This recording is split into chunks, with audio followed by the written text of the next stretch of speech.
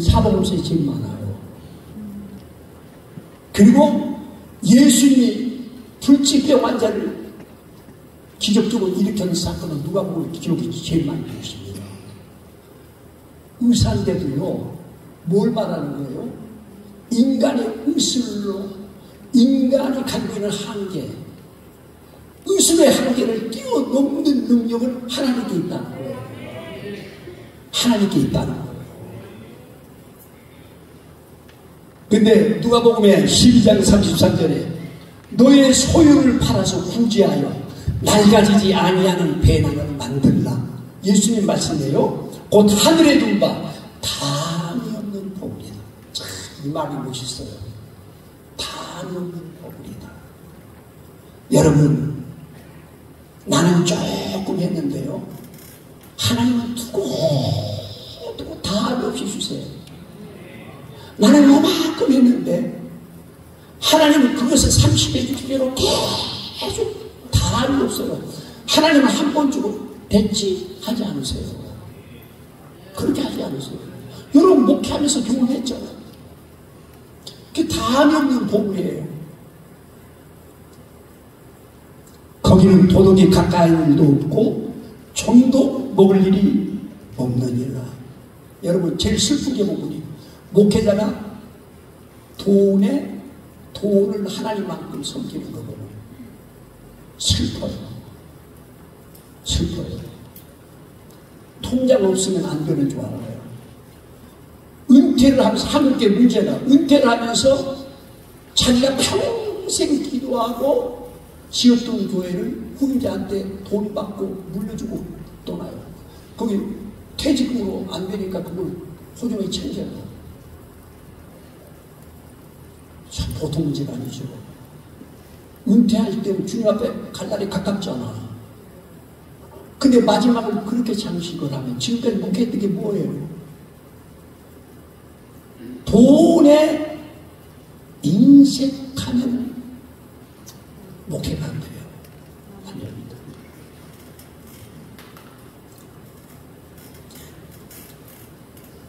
네, 담이 없는 보물이라는 거예요. 너의 소유를 팔아. 우리가 소유. 예수님이 이제 소유에 대한 얘기를 굉장히 많이 했습니다. 소유에 대한 얘기. 에리 프롬이 소유냐 존재냐 하는 책을 썼어요. 그 베스트셀러죠. 근데 소유에 대한 얘기를, 우리가 소유를 어떻게 다루느냐 굉장히 중요한 거예요. 이 그리스도의 제자들이 소유를 어떻게 다루느냐 굉장히 중요한 거예요. 네. 우리는 문제 말씀을 증거하는데 말씀을 믿지 못하기 때문에 다음이 없는 보물을 만들 생각을 안 해요. 저는 담임 목사 은퇴했어요. 그럼 세미나 못해야 되지. 세미나 하면 안 되죠. 교회가 도와야 되는데. 근데 세미나 하잖아요. 근데 그러면은 여러분 은퇴할 때 한 푼이라도 더 받아나가려고 하지 않았어요. 근데 부족한가요? 안 부족해요. 절대 안 부족해요. 하나님이 약속을 절대로 어기지 않은 분이에요. 근데 돈 때문에 은퇴를 하면서 목회를 다 망쳐버린 분들이 많아요. 담이 없는 보물을 가지려고 하는 지혜가 있어야 되는데. 네. 여러분 사르밧 과부에게 뭐라고 말하죠? 이스라엘 하나님 여호와께서 말씀이 나 여호와가 비를 치면에 내리는 날까지 그 통의 가루가 떨어지지 아니하고 그 벽의 길이 없어지지 아니하려 하였네. 신바라는 얘기죠. 목회가 그런 거예요. 여러분 우리가 목회가 섬기고 베풀고 하면요 절대로 담이 없이 하나님 주세요. 그렇기 때문에 말씀에 순종해야 할 때 하나님을 만나요. 말씀대로 하시는 하나님을 만나요.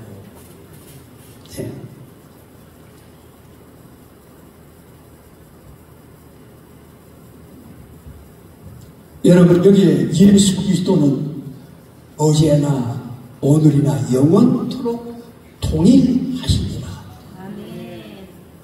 예, 우리가 그 말씀을 믿는다면은 우리가 내 환경과 처지와 형편에서 탈출하고 더 기둥을 넓혀지는 목회를 하려면은 말씀대로 해야 돼요. 말씀대로 해야 돼요. 그러니까 자신의 형편과 처지와 환경에 묶여 있으면 그렇게 하면은 목회가 점점점 쇠퇴해가요. 그것을 극복할 수 있는 힘이 믿음이에요.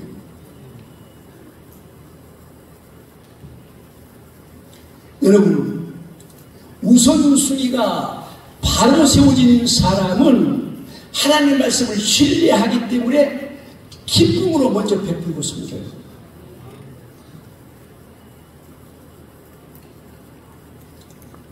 네, 맞습니다. 예, 섬긴다는 게 뭐죠? 베풀고 주는 삶이에요. 입으로만 섬기는 것은 위선이에요. 거짓입니다.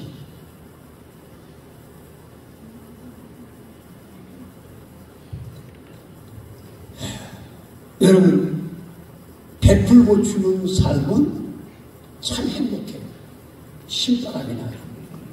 하나님이 계속 또 공급해줘요. 모든 것이 하나님께로부터 오지 않아요.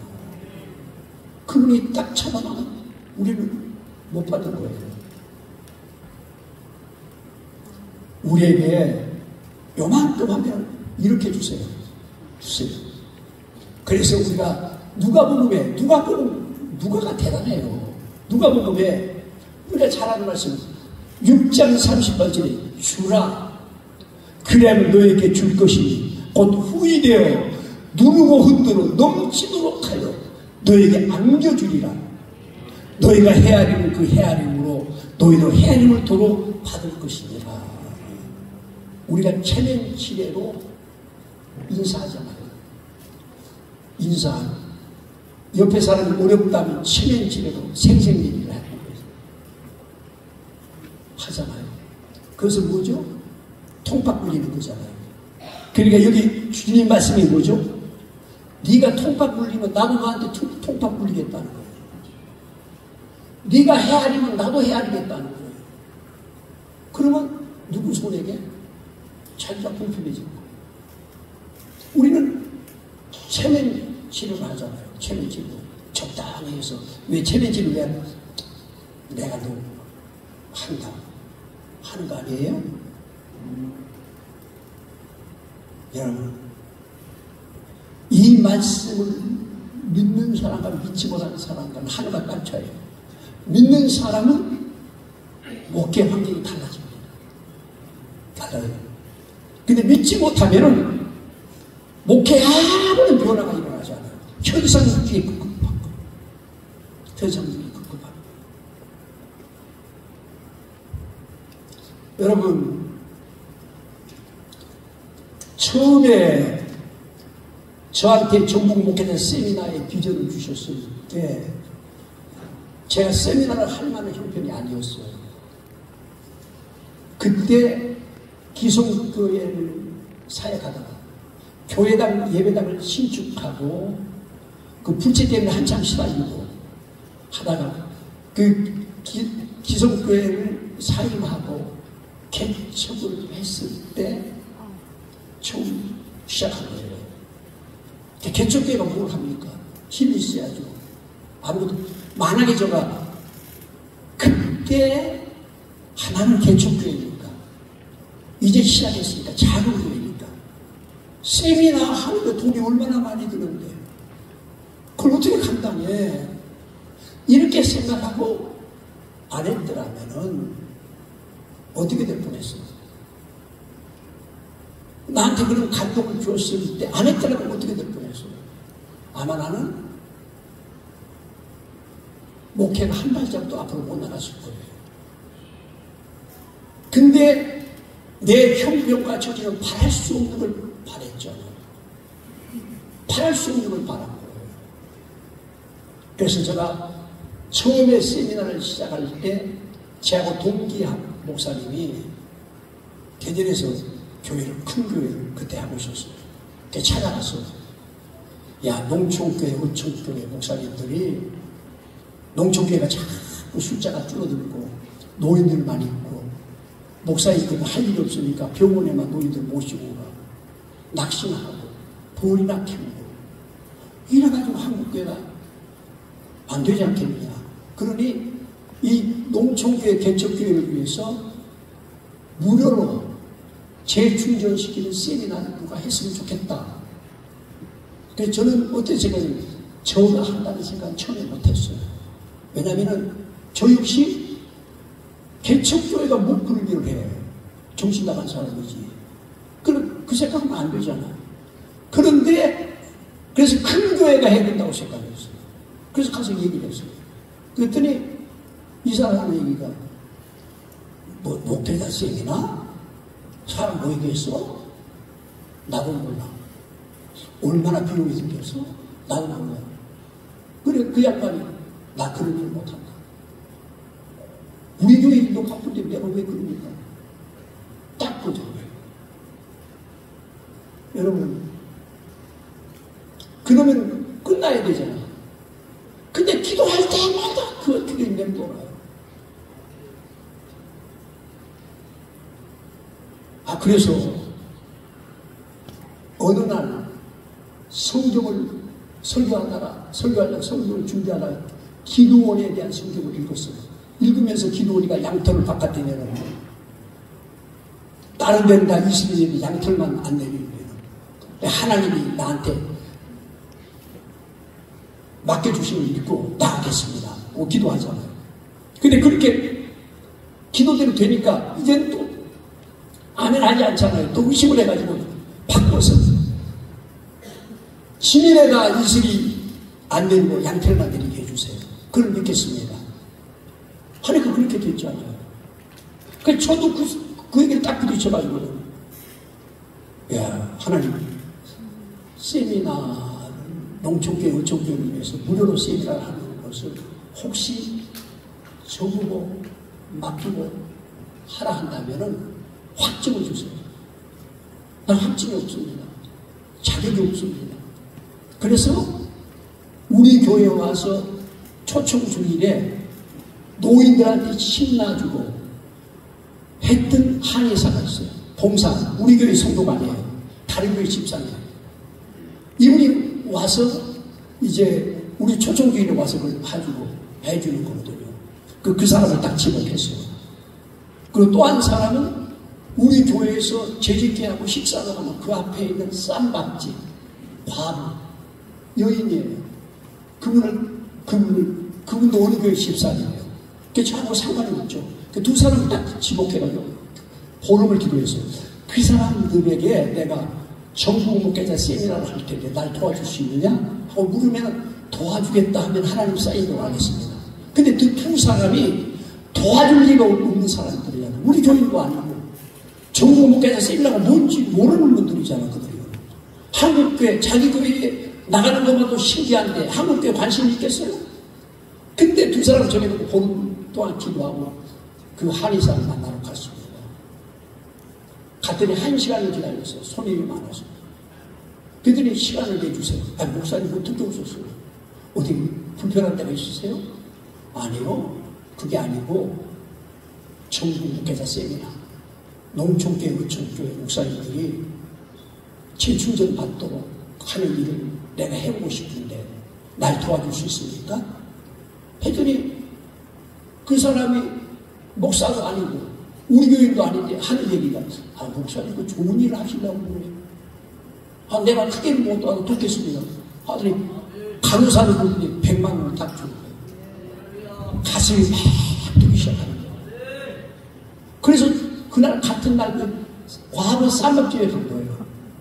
가지고 재산이 내가 이런 일을 하고 싶어요. 그래, 집사님 저 좀 도와주셨어요? 했더니 목사님 똑같은 얘기를 해요. 좋은 일 하신다고 그러네요. 하면서 또 100만 원, 20 4년 전에 100만 원 큰 돈이에요. 딱 내는 거예요. 그래서 그러면 하나님이 쌓입니다 하고 믿고 시작을 했어요. 그런데 시작하면 안 돼요. 내 형편과 지어진 환경을. 근데 세미나를 시작하면서 제가 여러분 아시는 세미나 시작하기 전에 몸이 퉁퉁 부었잖아요. 신장 때문에. 배를 누르면 배가 쑥쑥 들어가서. 대전에 어느 기도원에서 집회해달라고 해서 갔는데 하루하루 쓰러졌어요. 그래서 앰뷸런스를 불러가지고 병원에 올라오려니까 그 원장이 막 야단하는 거예요. 광고 다 해놓고 전단지 다 만들어서 뿌려서 했는데 아니 간사가 중간에 가버리면 뭘 오셨냐고. 그래서 죽으리라 하고 약속한 사진을 딱 끝나고 앰뷸런스에 실려서 아산병원으로 들어갔습니다. 그래가지고 3일 동안 조직검사, MRI, CT, 피검사, 소변검사, 온갖 검사 다 하고 3일 만에 지금도 제가 아산병원에 3개월 없이 가요. 양원석이라고 하는 이제 교수인데 그때는 아주 젊었어요. 그 저한테 와서 하는 얘기가 선생님 병은 심장이 구멍이 나가지고 거기서 단백질을 쏟아버리고 거기서 노폐물을 못 벌려주니까 심장을 이식하거나 약이 아직 발견이 안 됐다는 거예요. 아니면 그러다 잘못하면 죽거나. 그러니까 힘든 일을 하지 마세요. 그 다음에 짠 거 매운 거 먹으면 그냥 망가집니다 하는 거예요. 그 얘기를 하길래 제가 저 사람이 뭘 알아서 저렇게 젊은 사람이 날 가지고 이래라 저래라 할 수가 있나? 그래서 원무과에 갔어요. 가서 물어봤더니 아산병원에 심장내과에 닥터가 12명인데 그 중에 가장 유명한 분이래요. 그분이 전부 다 검사들을 판독해가지고 의사 12명이 앉아서 판결 내린 거예요. 그리고 오차가 없다는 거예요. 그러니까 그러고 일에 세미나를 했잖아요. 의사가 힘들지 못하게 했어요. 그리고 하면 당신 죽는다고 못하게 했어요. 일에 세미나 할 때 얼마나 고생을 했는지. 근데 만약에 제가 거기에 딱 묶여가지고 그래서 저는 어떻게 생각해보니 일하다가 주님 불러가시면 가지 하고 시작한 일이잖아요. 근데 일의 세미나 끝나고 의사말 같으면 병원에 실려갔어야 되는 거죠. 근데 언제 하나님이 고쳐주니 나도 몰라. 그리고 아산병원에 갔더니 굉장히 호전되고 좋아졌다. 어떻게 뭘 먹었냐고 저한테 물어요. 만약에 저가 내 형편과 처조 환경이 도저히 쌤이라고 하고 북한 소리 이런 거 꿈도 못 꾼다고 생각을 하고 감동 주신 말씀에 순종을 안 하고요. 형편과 환경이 묶였더라면 어떨 뻔했어요. 정말 무력한 사람, 무능한 목회자로 끝났을 거예요. 근데 여태까지 하게 하신 건 뭐냐면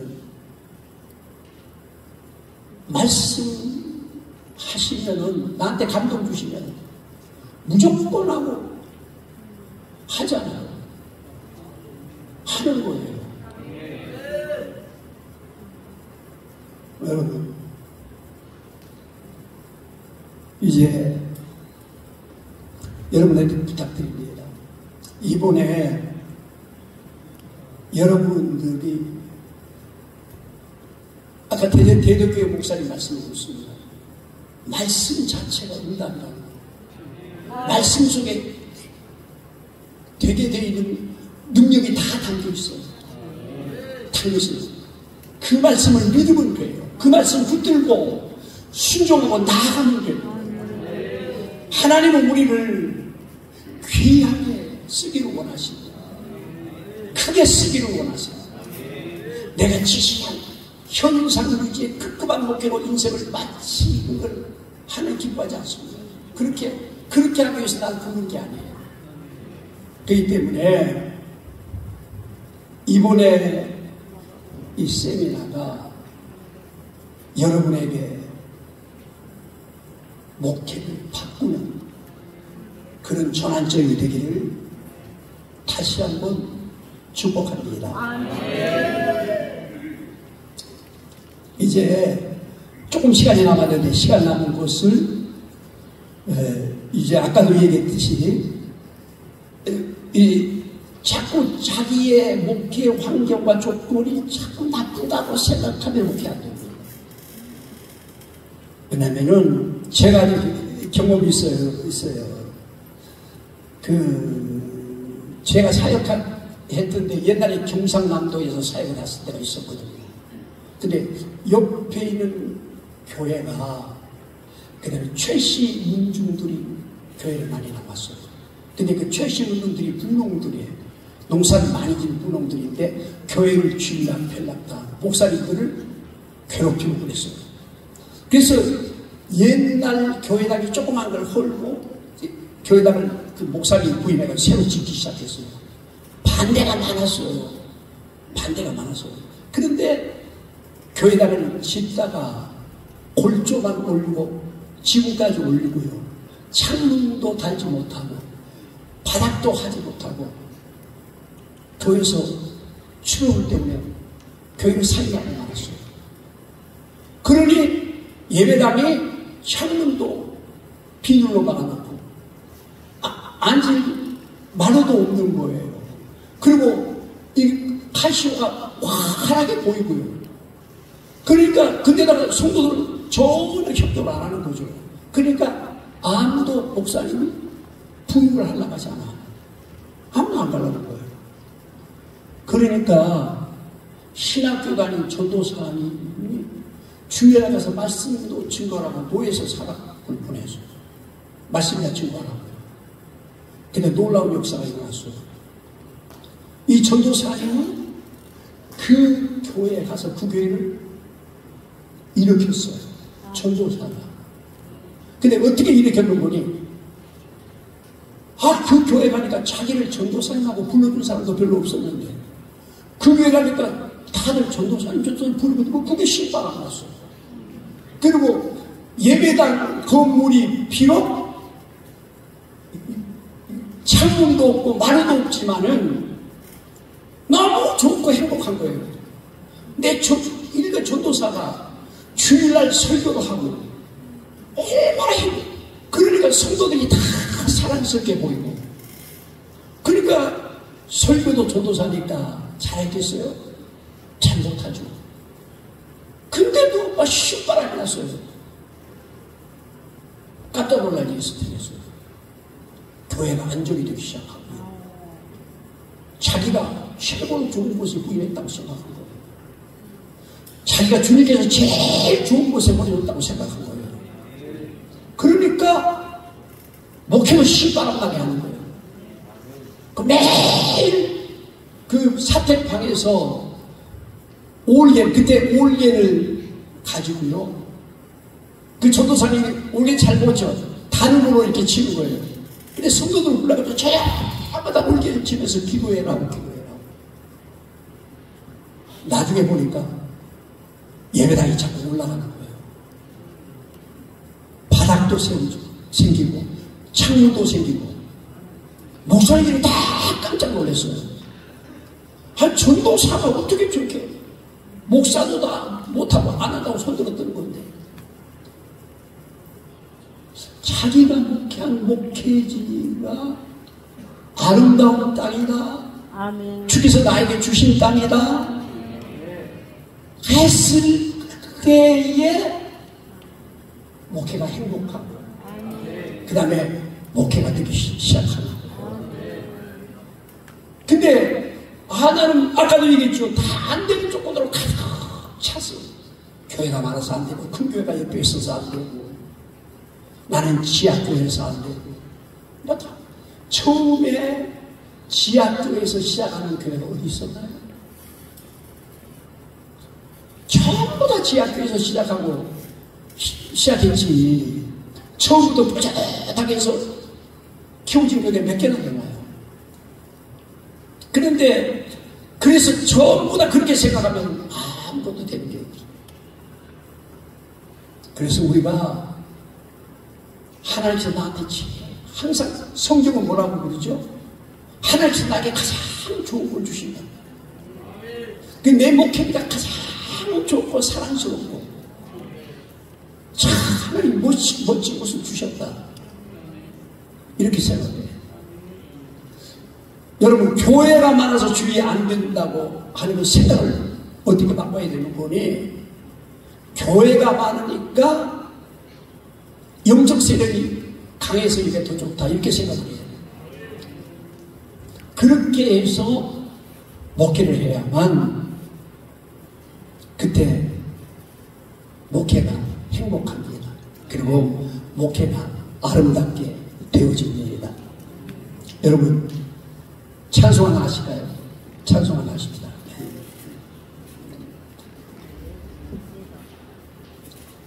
찬송 반주해 줬으면 고맙겠는데.